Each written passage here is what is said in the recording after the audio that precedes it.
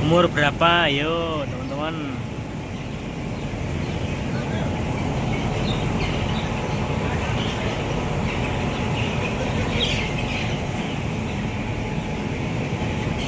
Ini sketan dedeng sedikit ya. Wong piro mas? Wong piro? Nek ngedono wong piro? Loro.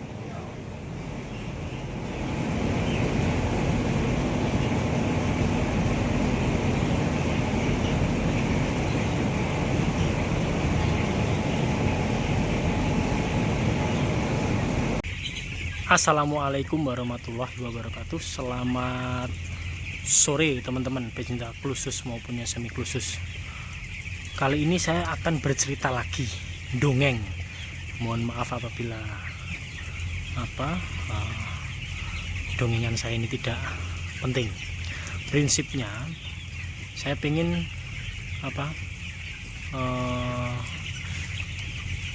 ngasih gambaran teman-teman di lapangan. Jadi ada beberapa problem yang sering dirasakan oleh peternak atau plasma atau pemilik kandang. Itu ayam makan tapi daily gain atau pertambahan bobot badan harian itu tidak seimbang dan akhirnya FCR-nya tidak standar. Nah, pertama indikasi kita harus sering dari awal umur minggu pertama, kedua, ketiga sampai panen itu kita harus sering namanya cek kotoran. Cek kotoran ini sangat penting karena apa? Indikator utama ayam pencernaan ayam itu adalah di kotoran. Satu, kotoran itu harus normal. Kedua, dari tekstur itu juga harus pokoknya dari segi penampakan itu normal. Biasanya kalau normal seperti ini ya teman-teman. Nah kayak gini biasanya normal, kemudian teksturnya tidak terlalu basah, kemudian dia pulen gitu.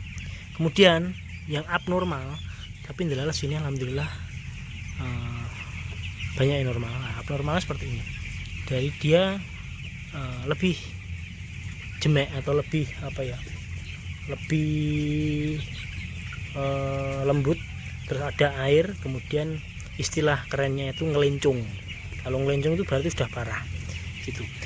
Nah, kita pantau dari awal sampai akhir ya sebelum panen. Prinsipnya kalau kotoran itu baik berarti pencernaan di ayam tersebut juga baik ya. Itu kalau kita lihat dari penampakan kotoran ya.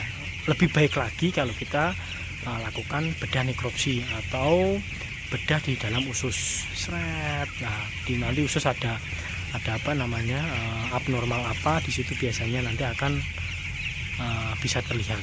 Tapi kan harus perlu bedah. Kalau teman-teman tidak berani bedah ataupun tidak ada alat untuk bedah ya berarti dengan kotoran.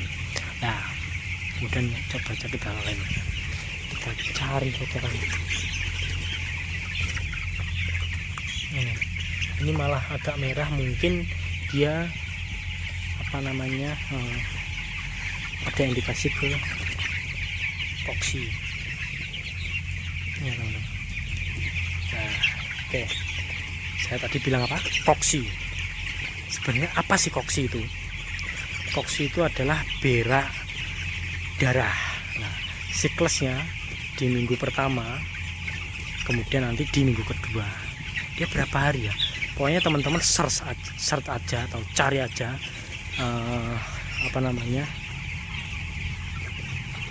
artikel tentang koksi. Saya tidak dokter hewan soalnya ya. Prinsipnya gini, beberapa masalah di pencernaan ayam itu ada satu biasanya yang temukan teman-teman di lapangan itu NE, necrotic enteritis. Kemudian yang kedua itu koksi atau berak darah. Nah, NE itu biasanya terjadi dia ususnya itu menipis, kemudian kalau sudah menipis ususnya abnormal, kemudian dia penyerapannya pun juga tidak akan maksimal. Saya ingin menjelaskan pertama dulu ya, apa ya, NE ya.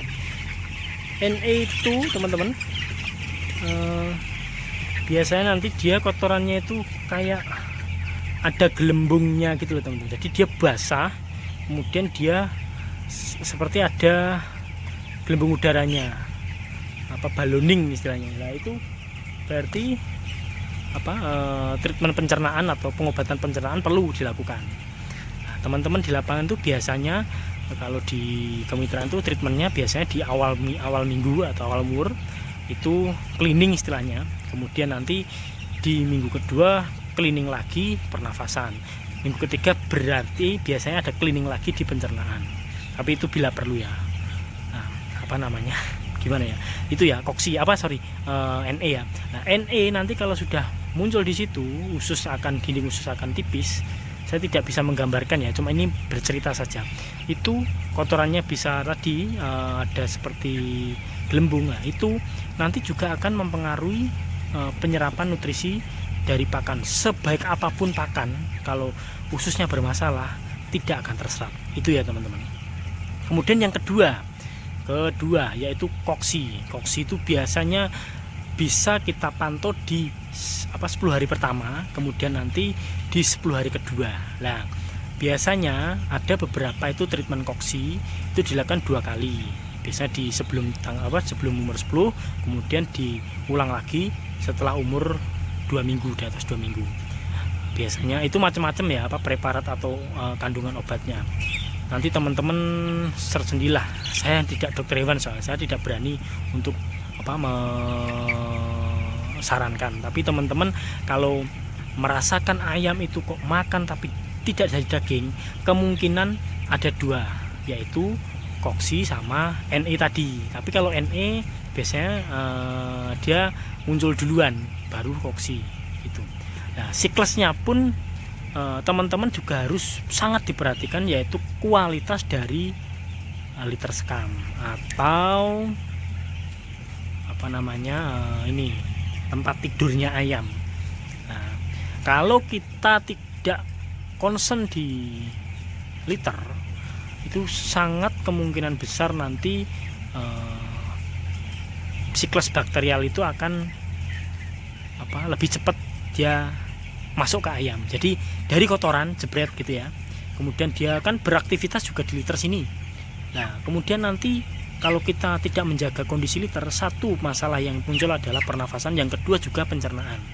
Nah, kenapa kok pencernaan? Karena dia makan minum di situ, kipu di situlah, terus ketelenlah dia bakterinya masuk ke dalam usus gitu. Semua ini mungkin teman-teman rasakan setelah tahun 2000 berapa ya, 2017 atau 18 itu AGP, teman-teman sudah pernah dengar mesti ya, antibiotik growth promoter itu yang ada di feed itu ditarik dan tidak boleh oleh pemerintah. Setelah itulah banyak muncul problem di pencernaan pada budidaya ayam broiler. Begitu pula juga petelur. Yes, pokoknya ininya di pakan itu sudah tidak ada AGP. Apa yang namanya AGP itu nanti teman-teman searching sendiri. Gitu ya teman-teman. Jadi prinsipnya apabila kita tidak menjaga sekam, sering pengembunan besar, nanti ada problem masalah pernafasan, amonia tadi, sama pencernaan bakterial itu pasti akan muncul. Jadi gitu teman-teman. Nah, nanti ada beberapa treatmentnya, itu tinggal kebijakan PPL-nya atau kemitraannya ya. Jadi OVK atau program obat vaksin kesehatan ya, istilahnya OVK itu kan dapurnya kemitraan masing-masing. Beda-beda, pasti beda-beda. Prinsipnya tadi kita harus antisipasi ya, gitu. Kemudian apa lagi ya? Ini sepertinya kucingnya udah mulai pada keluar. Ini kemarin di program itu ada pengobatan koksi 2 hari berturut-turut, kandungannya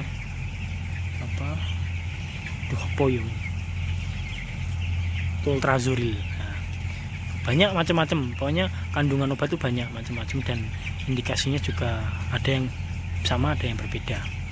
Saya tidak ranah saya di situ ya, pokoknya tadi saya berpesan itu.